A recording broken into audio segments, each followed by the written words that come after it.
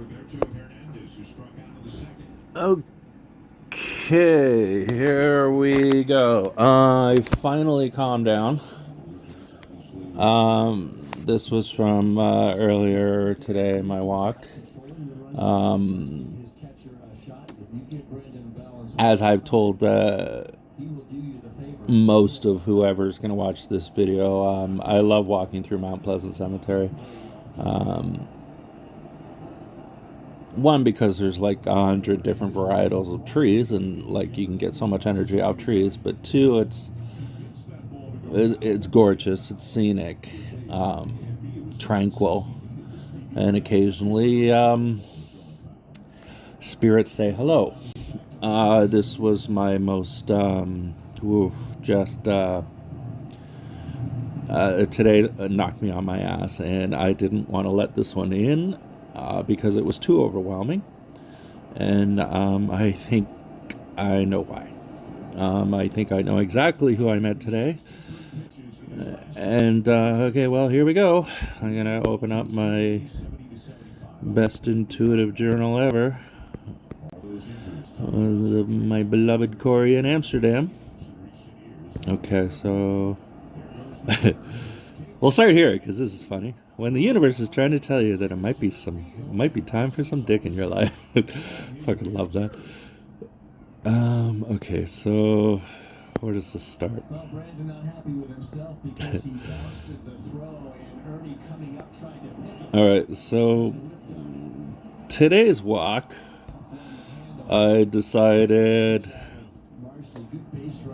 I was gonna go up here to Alex Muir Memorial Garden, which is absolutely gorgeous, all through Sherwood Park, come out on Bayview, and then I was gonna go like just down to Eglinton and go back. But for some reason, like it was one of those things where it's like, okay, my intuition is guiding me, and I walked like more steps than I've ever walked. Well, in this fitness journey, anyway.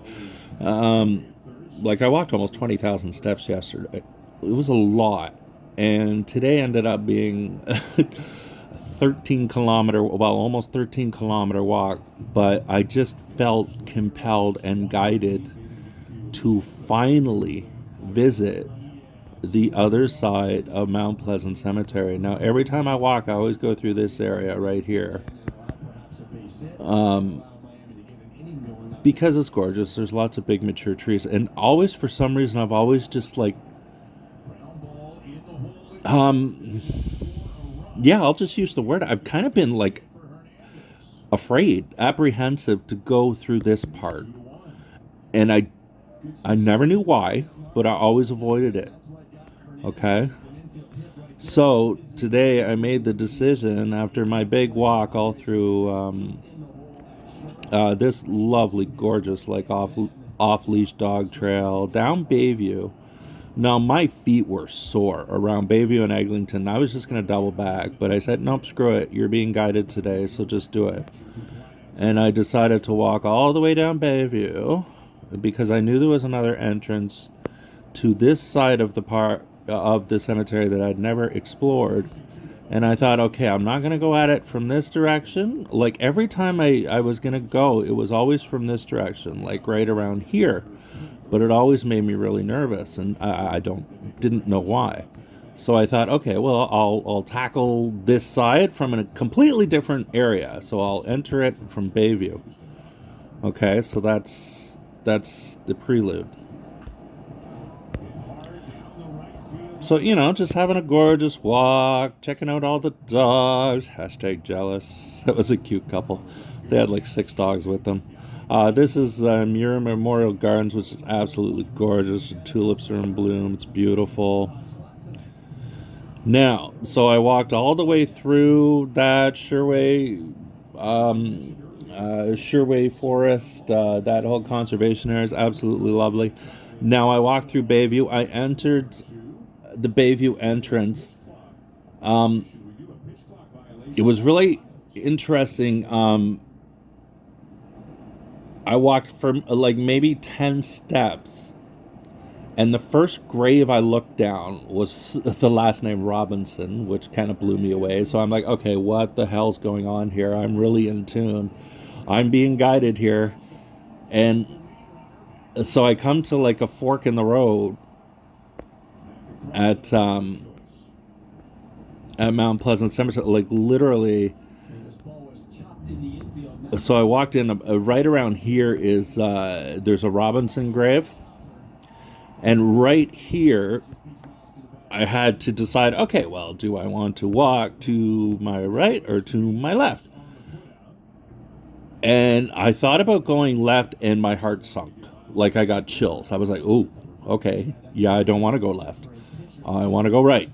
So I started walking right, and like literally went this direction through here to here, around this beautiful circle here, through here, and this is where it happened. The Garden of Remembrance. Powerful, powerful, powerful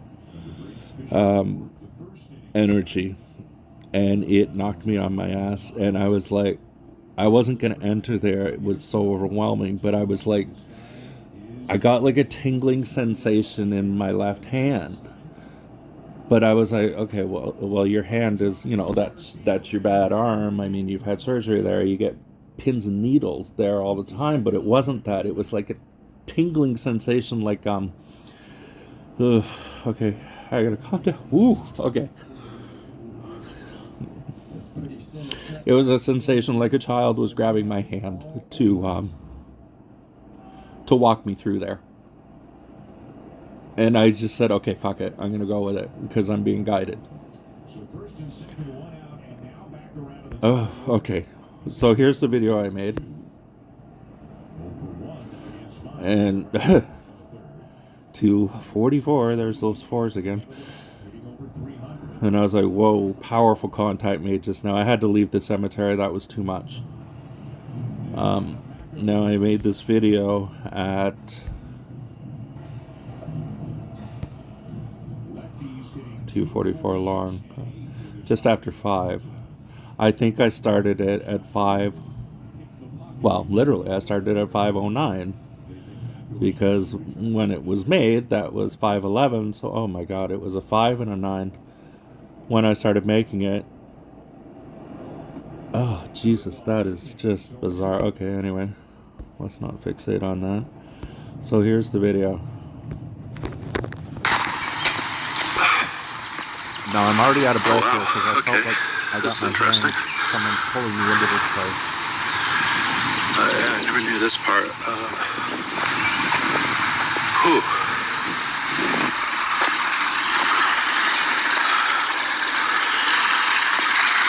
This is interesting. I started walking down here and I'm just like in contact. I was just overwhelmed with that.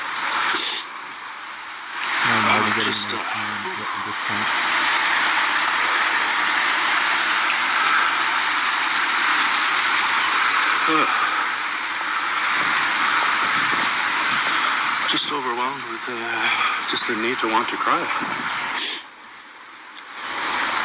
And it's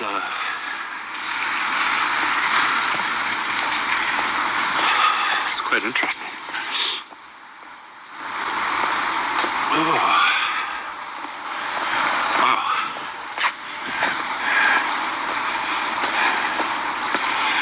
Some spirit wants to say hello, but I don't think I want to say hello back, because there's a lot of grief here. But this is quite gorgeous. Yeah, I'm going to pass on making contact with this one. There's a lot of sadness.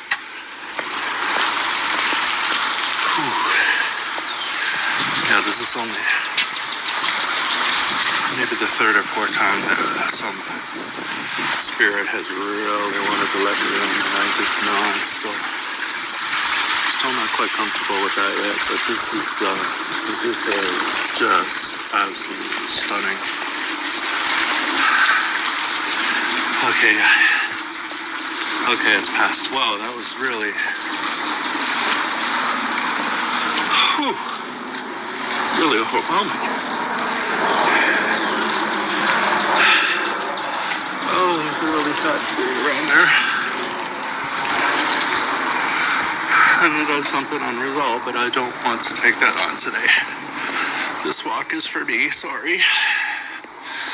No, I'm really upset here because it's taken everything I have to walk out. Okay, I'm getting out of there. That was, yo, boy, that was overwhelming. Ooh. Oh, that was tough. Just leaving that place, it was, okay, well, I'll get more into it.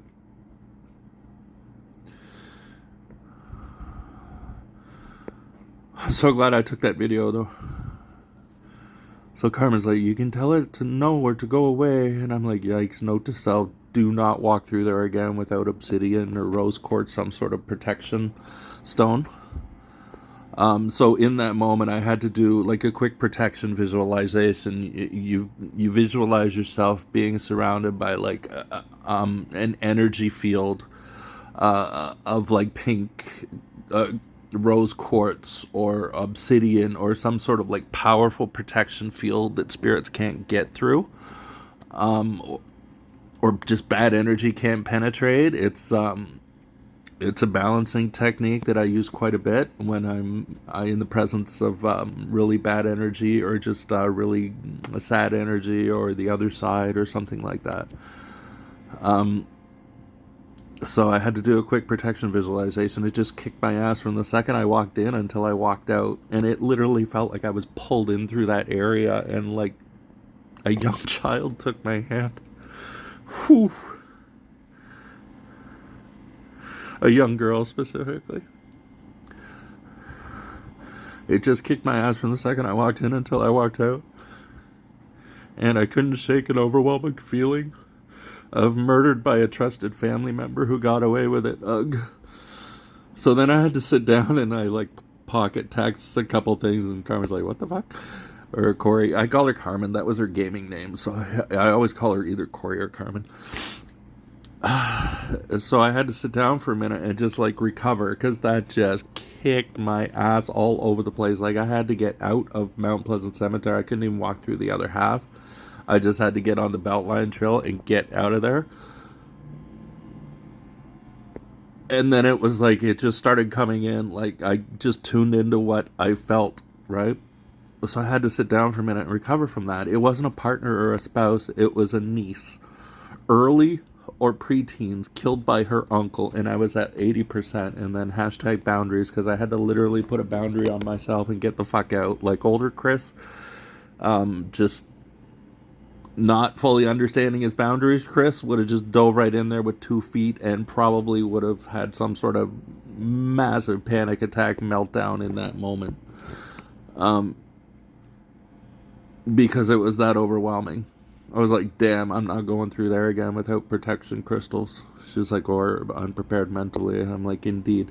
So fast forward like 20 minutes, 30 minutes. So I walked back and walked to Eglinton Park, like touched as many trees as I could through Oriole Park, and walked up to Eglinton Park, and I had to do a grounding just to remove all the negative ions from my body. And I did it where Toshiki and I always used to hang out, and like, you know, the kids were just they were setting up for the little kids to run around and, you know, have their soccer practice, which was always good. So I'm like doing a grounding to flush all that in the park near my place. Kids soccer practice about to start, totally reliving the Teddy, you did it, way to go moment. She's like, oh, that's a happy memory. So now I was listening to Wish You Were Here, Pink Floyd, and like I looked at like just the little screen, and it was just exactly under or unprepared mentally, and there's the picture of David Gilmour holding his head and like not like preparing himself mentally, which I found was hilarious. So I'm like, ha, look at my screenshot. Wish you were here played by Floyd with a shot of David Gilmour holding his head exactly under your comment, or unprepared mentally. Laughing my ass off. Intuitives notice everything. He types at 555. Laughing my ass off. And I'm like, thank you, universe. I got the message loud and clear. So then I'm in another video. And just look, all the kids coming in. Practice is about to start. And I'm like, just so happy here, and just like all the negativity. Look at all the kids everywhere. Totally reset my energy. Chilling in the There's park. like a little mini net set up all over the park. There must be about 30, 40 of them. They're everywhere. Busy park today. Yeah, I feel much better after that really overwhelming cemetery moment.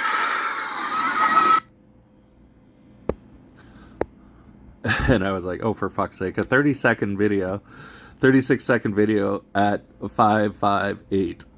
And I'm a LiPad 918. And I was like, I said I got it, universe.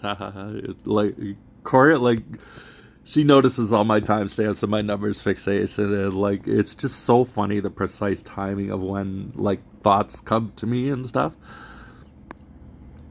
So, and I said to Carmen, or Corey, whatever, I go, 5th/3rd dimensional living is so magical and so much fun. So then at that moment, the sound of silence disturbed the sound of silence, which is fucking amazing version. Hello darkness, my old friend. So it was like a perfect yin and yang ending to a gorgeous walk. So ran into my neighbor, I thought was hilarious. I said, why, it's Bia, walking dog Luna. Beautiful day for a walk, eh? She was super impressed that I remember her and Luna's name. I wished her a lovely walk and showed her my watch and said, almost 13 kilometers today, beat that. So I do my little flex. And that was like when I went to do my grounding moment and dedicating myself to the 5th dimension moment. That's how it started. That walk last year. No,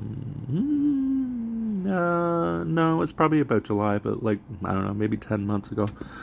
But that walk started out with me running into Bia walking Luna, which I thought was hilarious. They live 2 doors down, same floor as me.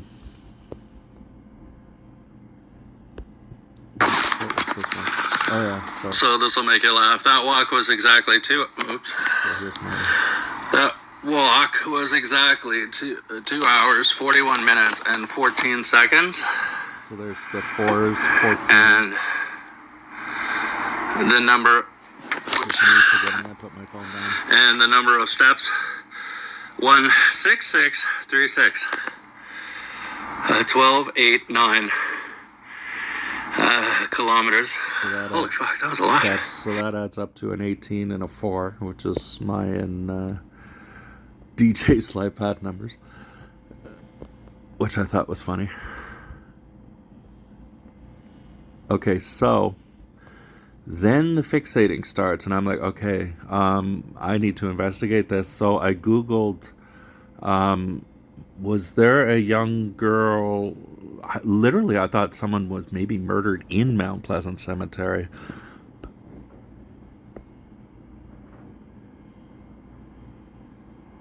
So, yes, Mount Pleasant Cemetery in Toronto has the graves of many young girls, and its history also features a tragic 1950s murder of an 8-year-old girl. 1955, there's those 5s again. The victim of this notorious cold case, an 8-year-old girl, was strangled to death, and that was literally a feeling I got. Like, it wasn't a stabbing, it wasn't a shooting, it was a strangling, and it was like, oh, this gives me fucking chills, and this is overwhelming, but I think I met her today. Or, well, she wanted to reach out to me. Her body was found floating in Rouge River in Unionville, but her killer was never identified. She was laid to rest in Mount Pleasant Cemetery. You can read all about it.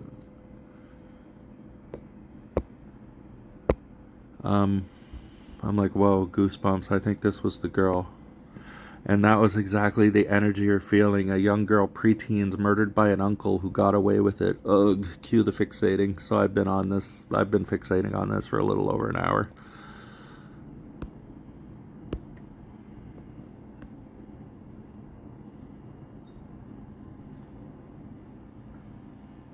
So her name is Judith Carter. Strangled with her own white scarf in 1955. Killer never found.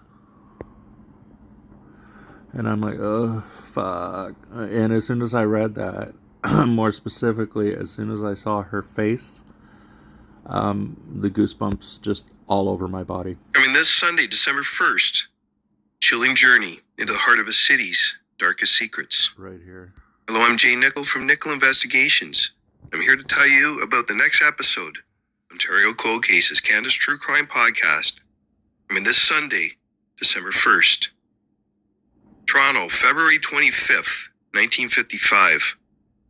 1955 murder case of 8-year-old girl remains a mystery to this day. But as soon as I saw her pics, that's when 8-year-old Judy Carter vanishes without a trace after her school. Her disappearance ignites a citywide hunt, hailed as the greatest search ever carried out in Toronto. Hundreds rally, firefighters, police, Boy Scouts, even her school principal, combing a vast 38 square kilometer area. I was immediately like, from Cherry Beach to Leaside, hope flickers, but no sign of the Cabbagetown girl emerges. 10 days turn into a nightmare of unanswered questions.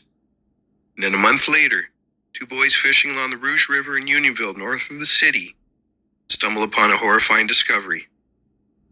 Judy's lifeless body, strangled with her own wool scarf, being thrown into the river, carried downstream by cruel waters before coming to rest. The haunting details, the scarf cutting into her tender flesh, her body otherwise unmarked, leave investigators shaken. What twisted soul could commit such an act? Was this an isolated tragedy? No. Part of a far darker pattern? Whispers of a serial predator stalking Toronto's children in the 1950s. None of that was like, no, it was someone who knew her. And I'll show you why. And I knew that. It was like young girl strangled by her uncle.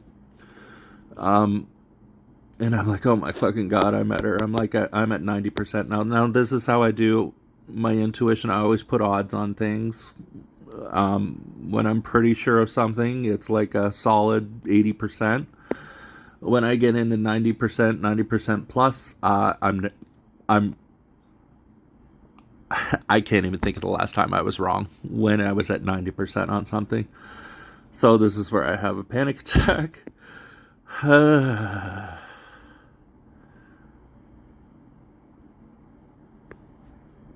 Slain children whose souls cry out for justice. And that was literally what I felt. It was like, that wasn't her, that was Jessup. But Judy Carter, February 25th. So this is a cold case, like 70, oh God, 71 years now. This is so sad.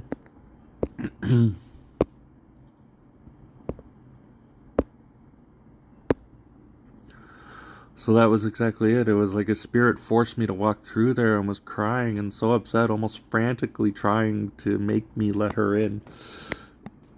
And I'm like, what the fuck do I do with this one? So, discovery and cause of death. According to the coroner, Judy had been strangled with her own white woolen scarf. But evidence indicated there was no sexual assault and no visible marks on her body. There was no signs of a struggle. I'm like, yeah, because she fucking knew the guy. It was her uncle. Oh, God. Of course there were no visible marks or signs of struggle. She knew her killer, her uncle. She tried to contact me today. I fucking know it. That's the first time I've ever set foot on that side of Mount Pleasant Cemetery, ever. And I entered from the Bayview entrance. I did not want to go left. It actually gave me chills thinking about going left, and look where she's buried. Now I'm like, oh, fuck, I'm at 95% now. So Judith Carter, 8-year-old girl, fuck. She's buried Plot 1940. Yeah, fuck, that's a 14. Or another 5. And she's buried right here. This is where I entered. This is where I was like, oh God, I don't want to go left. No, I don't want to go left. Because she's buried right here.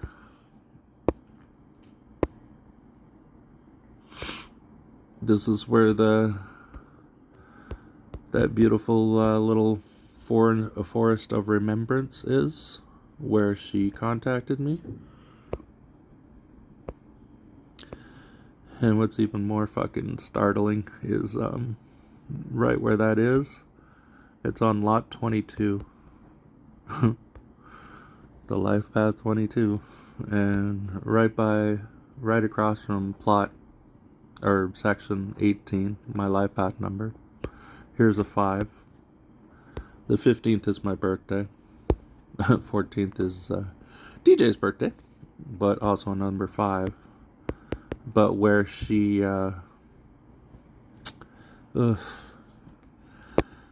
grabbed my hand and made me walk through there is in section 22. Oof. A little overwhelming. So I'm like, oh my fucking God. So I entered from Bayview Avenue, first time ever even exploring that side. And it's so strange. I've been through it many times, but always resisted. Every time I thought about it, I was always on the other side of the cemetery on Mount Pleasant Road thinking, okay, should I go explore the other side today? And I'm like, nope, not ready for that. Nope, not ready for that. Like, I've been living here since 2011. I have never walked through that side of the cemetery. Never. Just always like, nope, not ready for that side yet. And I walk through there like all the time. So today I walked in from the entrance off of Bayview Avenue. I literally got chills thinking about walking to my left. Judith is buried in section 52, immediately left of the section where I got the chills, and it gets freakier. That forest of remembrance area is on plot 22, across from plot 18. Fuck, I'm at 99% now. I met Judith Carter today. It's like, okay, I need to stop. Jesus, that's the very epitome of you don't always tune into all puppies and rainbows. I'm so overwhelmed right now. Time for baseball and basketball. But yeah, woo, that one.